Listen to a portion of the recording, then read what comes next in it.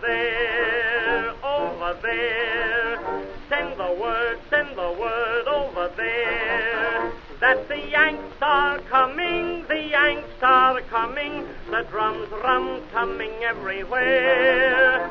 So prepare, say a prayer. Send the word to beware. We'll be over, we're coming over, and we won't come back till it's over, over there, over there, over there. Send the word over. Hey everybody, thank you so much for tuning in today to the Veterans for Cannabis podcast. It's going to be an exciting day. We got a two-part segment with our wonderful guest, Mark MATOZA. Mark, how are you doing today? I'm doing fine, Joshua, and yourself? I'm doing really well, sir, really well. Before we get started, I usually like to give the listeners a little understanding of where you're at located geographically in the country. So where are you calling us in from today? I'm calling from Claremont, Florida. That's just outside of Orlando. Beautiful, beautiful. Mark, I'm really excited about today's podcast because there's, very few times do we get the opportunity to speak with guests who are as adept and have a breadth of knowledge of what you do in the cannabis industry. And I think that comes from a number of different things, but first and foremost, your personal experience and then, your business experience in this industry too. So can't say thank you enough for joining us today and just being our guest on the Veterans for Cannabis podcast. Well, thank you, Joshua. Compliments get you everywhere, but yeah, cannabis is my passion right now, and it's something I think that hopefully we can use to help a lot of people. Well, I don't think there's any doubt at all the amount of positive influence and impact you've had in patients' lives specifically. But let's talk about that. But before we get into what you're doing now, Mark, just give us a little understanding of who you are and where you came from. Well, I was born in California, in the San Francisco Bay Area. I grew up in a beautiful town called Oakland, which is a pretty tough neighborhood. Had the pleasure, had a father who's a U.S. Marine, and I have to tell you, my whole family are Marines. Awesome. My uncles, my father. My dad spent 4 years in the South Pacific. He joined the Marine Corps in January of 1942, and was one of 50 men in what they called recon at that time. I'm sorry, it wasn't called recon. It was just a surveyors group. And I have to tell you, out of the 50 men that went through the war, only him and another gentleman lived through it. Golly. So he did in fact, he did all of the major campaigns in the South Pacific. And I say that because my uncle Tony, who was a professional golfer, Tony Lima, was a Marine. He was a Vietnam War veteran. My uncles Harry and Walter were all Marines. So I come from let's just say a Marine-clad family. Let's put it that way. Absolutely. I mean, and I think that's just completely appropriate being on the Veterans for Cannabis podcast.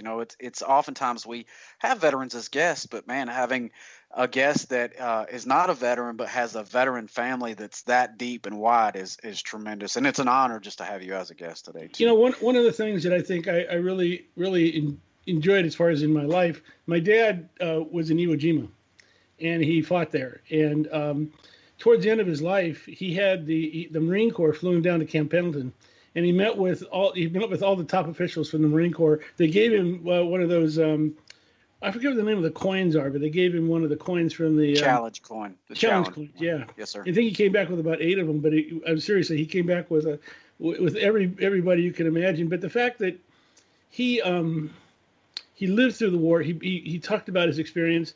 My dad, when the movie came out, the Tom Hanks movie came out, my dad was there in Orlando, and he took 6 of us to the movies to see it. And afterwards, we spent literally all night talking about what it was to really be there. Wow. And Mark, had he opened up to you before then about his war experience, or was it that movie that brought it out? My dad had, I think, what you call today PTSD. Yes, sir. My dad came back. My dad was when he came back, he spent a year at our mountain cabin. My grandmother bought a mountain cabin, which doesn't sound very luxurious. This was just literally a mountain cabin, and he rebuilt it. He then came down and started work. He couldn't work indoors. He ended up becoming a roofing contractor. And for the first 14 years of my life, we were either in where I grew up, which is San Leandro, or the mountain cabin. Nothing in between. Never went to San Francisco, never went to downtown Oakland, never went to Monterey. he had to have a life that was, how should I say, more controlled. And he didn't open up until he was about, I was just going to college, and my mother wanted to go to Hawaii, and she asked him to go, and he'd been asked for a long time. So he agreed to go only if he could go to the main island and go to a place called the Cocoa Palms. Because from what I understand, all the Marines, when they went overseas, carved their initials in palm trees. And he wanted to see if his initials were still there. I don't mean to take too much of your time on this story, but this is what it's about, Mark. But my dad ended up reluctantly going to Hawaii. I have to tell you, when he hopped on that airplane, he was nervous. When he got to the Cocoa Palms and he went to check in, the lady behind the counter said, "Are you Art MATOZA from the 2nd Marine Battalion?" And he said, "Well, yes, I am. How did you know that?" And she said, "Hold on." And the other guy who lives in the war was the general manager of the Cocoa Palms. Oh, my gosh. He had actually stayed there, worked his way up literally from the bottom up. He took my dad out. They went, quote unquote, to get a drink. That was the nice way of putting it. They got hammered that night. Just catching up. My dad, for the next 3 days, spent time. He took time off. They drank. They ran on the beach. They checked out their little initials. My mom called me about 3 days after they left to pick her up at the airport, and I said, "Mom, what happened to you and Dad?" She goes, "He's off with his buddy, and they are they're enjoying the islands." And so she left him. And for the next 3 years, he would actually go there for about a week just to be with this guy. That is so beautiful. And those bonds are bonds that will never be broken. The only thing that can break them is death. Even in death, I don't think those bonds are broken, It's amazing. Joshua, when my dad turned 75, I made 3 posters. My dad was a All-American quarterback in high school, although, to be blunt, we were living in California, and in December 1941, when Pearl Harbor was bombed, in January, him and his friends said, we're going to quit high school and join the Marine Corps. Wow. Because, obviously in California, Japan or Hawaii was right there. And they said, if we don't go fight, we may not have a life. Sure. So that's when he joined the Marine Corps. Anyway, and that has another story to it. But the point I'm making is that he had a deep sense of honor. When you said, when did he open up? When I was young, when I was like 12, he gave me a kind of a Marine Corps lesson, but he always said, I don't care what you do. I don't care how you do it, as long as you do it with honor and you do it with dignity and you respect others. That's it. Wow. And I want you to live by, by the same code that I live by. Sure. And it was very interesting. The impact that our veteran community has on our country is tremendous because, here you are listening to lessons from your father, and many of those lessons that are learned in wartime or even in peacetime for our veterans that don't go to war, those are passed along generationally, and that makes our country a better place. And that's really what this is about. Yeah. Joshua, when I made that poster, I was mentioning to my dad, it made my dad a poster that said, "My dad, the Marine." And on it, there was a photo, and it was Marine. And when my dad first went to Guam, they took a picture of all the Marines, and on the back of it was all their handles. They didn't want they didn't use their names; they used their handles. Yeah, they didn't want the Japanese to know. And he had the name on the back.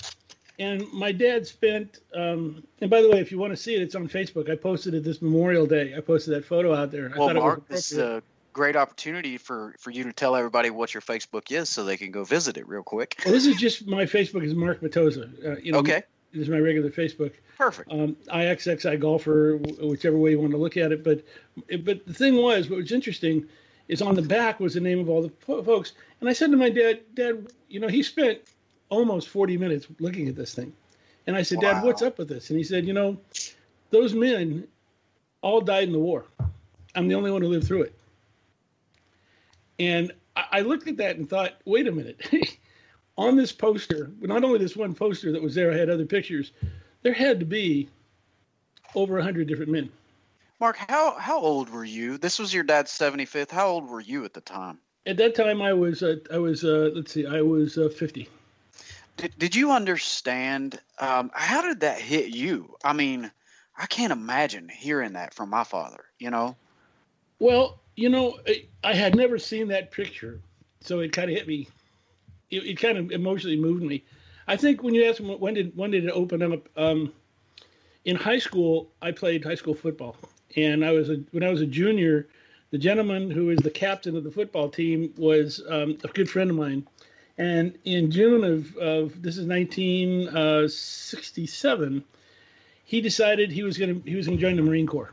He wasn't going, and so Dave and I literally went to the top of a mountain, drank Red Mountain wine all night.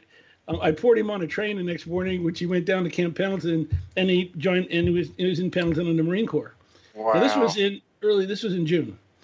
In August, I was elected co-captain of the football team. In August, before our first game, I was called by the coaches into the 2 days before into their locker room, and they said, we want all of you to wear your suits tomorrow, because we're going to be carrying Dave Woodfin's coffin.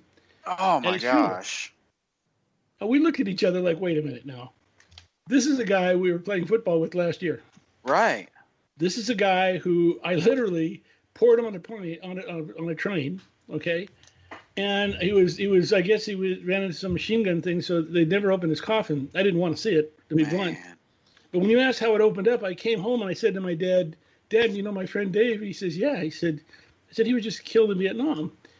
And I said, Dad, where's Vietnam? Because I figured he was from the South Pacific. And my dad said, I don't know. He really didn't. Right. So we went and looked at something called an Encyclopedia Britannica. And I know I'm dating myself, but we looked up where Vietnam was.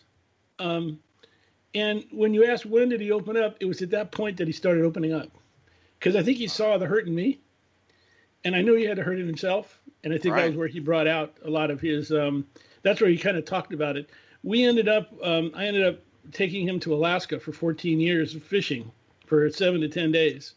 Wow. And so it'd be just him and I on a boat. We lived fishing in a place where he and I could fish together. What were y'all catching? Well, we caught mostly salmon, pink salmon. Okay. But we caught halibut, the usual things that you catch in Alaska, but mainly salmon. Yes, and you catch, we caught enough that literally your arms would get tired. I mean, it was really a nice place.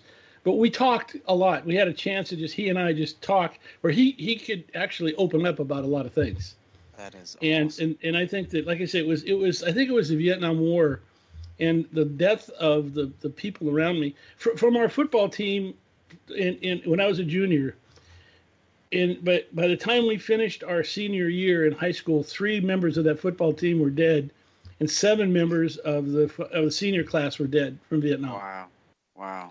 That's like welcome to Vietnam. Yeah, I mean the sacrifice that our men and women have been making for generations now. It's a deadly sacrifice for many of us, and it's frustrating, but it also makes this world a better place. I really, truly, honestly believe that.